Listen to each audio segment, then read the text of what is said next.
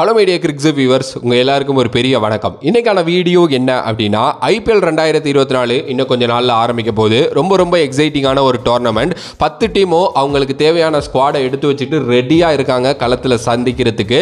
இப்போ இந்த வீடியோவில் நம்ம என்ன பேச போகிறோம் அப்படின்னா, 10 டீம்லேருந்தும் ஒவ்வொரு ஃபினிஷரை பற்றி பார்த்தீங்க அப்படின்னா டிஸ்கஸ் பண்ண போகிறோம். அந்த ஃபினிஷர் தான் அந்த டீமோட ஒரு இம்பார்ட்டண்ட்டான ஃபினிஷர் அப்படின்னே வச்சுக்கலாம். எஸ், ஒரு டீம்னு எடுத்துக்கிட்டிங்க அப்படின்னா நிறையா ஃபினிஷர்ஸ் வச்சுருப்பாங்க. பட் நான் ஒரு ஃபினிஷர் பற்றி தான் எல்லா டீம்லேயும் பேச போறேன். ஃபர்ஸ்ட்லி கொல்கத்தா நைட் ரைடர்ஸ் பொறுத்த வரைக்கும் ஆண்ட்ரே ரசலை தான் நான் சொல்லுவேன். ஒரு மாதிரியான அட்டாக்கிங் பேட்ஸ்மேன், மாஸ்டர்ஃபுல் பேட்டிங் அவர் வச்சிருக்காரு.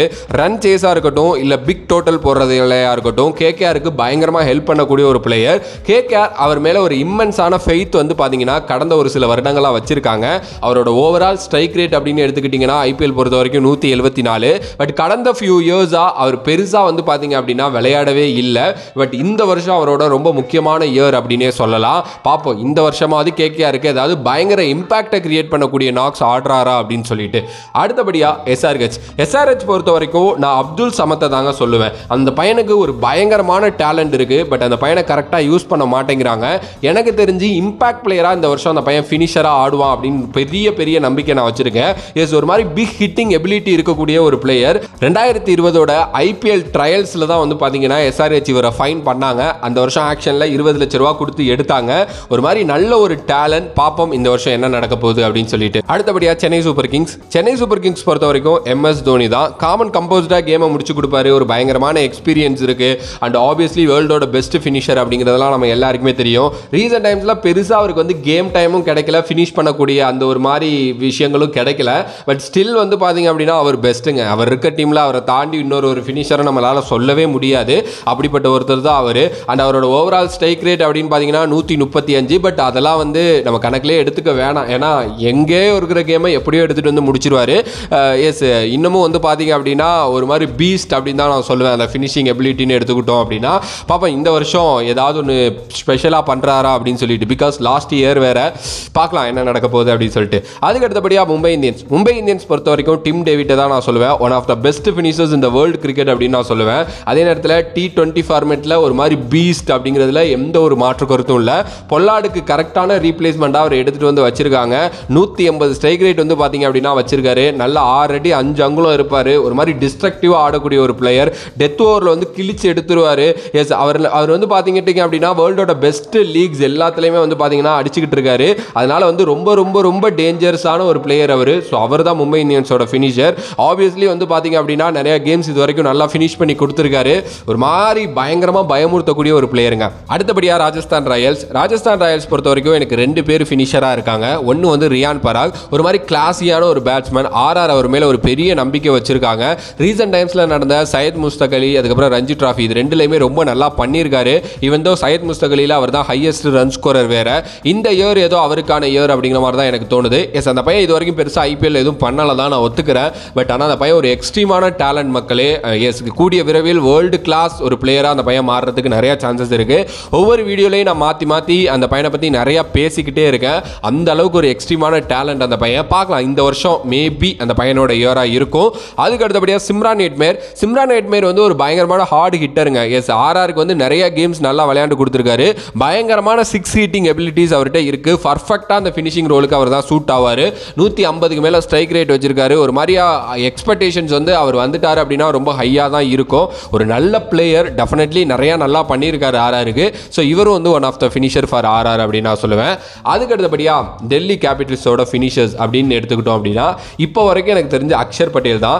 ரீசன்ட் டைம்ஸில் பார்த்தீங்கன்னா நல்லா இம்ப்ரெசிவான பேட்டிங்கை வெளிப்படுத்தி இருக்காரு. ஒரு 130 அப்படிங்கிற ஒரு டீசெண்டான ஸ்ட்ரைக் ரேட்டில் ஆடக்கூடிய ஒருத்தர். டிசி அவர் மேலே எப்போவுமே ஒரு நல்ல ஃபெய்த் வச்சிருக்காங்க. டிசியில் அவர் நல்லாவும் பண்ணியிருக்காரு. அதனால தான் அந்த டீமோட வைஸ் கேப்டனாக இருக்காரு. அண்ட் பார்க்கலாம் என்ன நடக்க போகுது அப்படின்னு சொல்லிட்டு. இவரை தாண்டி சுமித் குமார் அப்படின்னு சொல்லிட்டு டெல்லி கேபிட்டல்ஸ் ஒரு பிளேயரை எடுத்திருக்காங்க. எஸ், அந்த பையன் ஹரியானாவை சேர்ந்த ஒரு பையன். Watch out for future. கண்டிப்பாக அந்த பையனுக்கு வாய்ப்பு கிடைச்சிச்சு அப்படின்னா சூப்பரான ஒரு பிளேயராக இருப்பான்.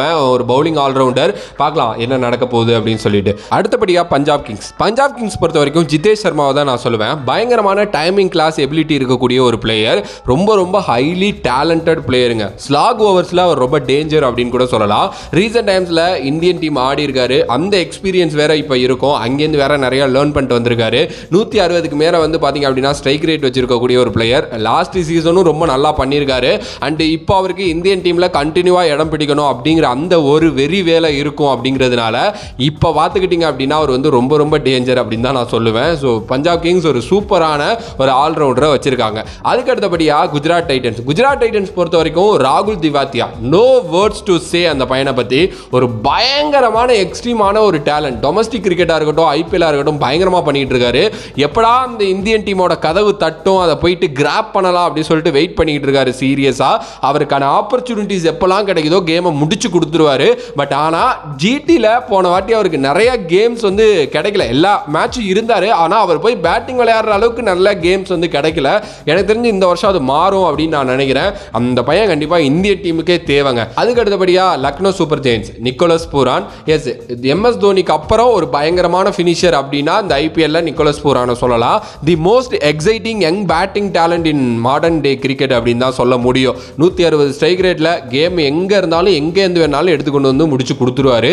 ரீசெண்ட் டைம்ஸ்ல நடந்துகிட்டு இருக்க அந்த SA20 லீக் அங்கே ரொம்ப நல்லா ஆடிக்கிட்டு இருக்காரு. அவர் ஒரு பயங்கரமான பிளேயருங்க. எஸ், அவர்கிட்டலாம் வந்து பார்த்தீங்க அப்படின்னா மாட்டுனுச்சுன்னா தப்பிக்கவே முடியாது, அப்படிப்பட்ட ஒரு பிளேயர் அவர். ஸோ எனக்கு தெரிஞ்சு பார்ப்போம் இந்த வாட்டி என்ன பண்ண போறாரு அப்படின்னு சொல்லிட்டு. அதுக்கு அடுத்தபடியாக ஆர்சிபி பொறுத்த வரைக்கும் தினேஷ் கார்த்திக் 2022ல நல்லா பண்ணாரு. பட் 2023 அவருக்கான சீசனாக அமையலை. பட் ஆனால் நான் சொல்கிறேன், ஒரு பயங்கரமான வெட்டீரன் கிரிக்கெட்டர், நிறைய எக்ஸ்பீரியன்ஸ் இருக்கு. அண்டு ஒரு வாட்டி வந்து ஃபேப் டு பிளிஸ் சொல்லியிருந்தார், என்னோட மொத்த காசை நான் இன்வெஸ்ட் பண்ணுவேன் டிகே ஒரு கேமில் இருக்காரு அப்படிங்கிற மாதிரி. தமிழ்நாடு விஜயசாரியில் நல்லா விளையாண்டுருக்காரு ரீசெண்ட் டைம்ஸில். ஒரு 132க்கு மேலே ஸ்ட்ரைக் ரேட் வச்சிருக்காரு. அகைன் நான் சொல்கிறேன், டிகேக்கும் கேம் மாட்டுனுச்சு அப்படின்னா முடிச்சு கொடுத்துருவாரு. பட் ஆனால் இந்த வருஷம் அவரோட ஃபார்ம் எந்த அளவுக்கு இருக்க போதுங்கிறத வெயிட் பண்ணி தான் பார்க்கணும். இதுதான் 10 டீமோட ஃபினிஷர் என்னைய பொறுத்த வரைக்கும். மேபி உங்களுக்கு ஏதாவது சேஞ்சஸ் இருந்துச்சு அப்படின்னா மறக்காம கமெண்ட் பாக்ஸில் கமெண்ட் பண்ணுங்க. இந்த வீடியோ பிடிச்சிருந்தா like, share and subscribe to நம்மளோட கிரிக்ஸிப் சேனல்.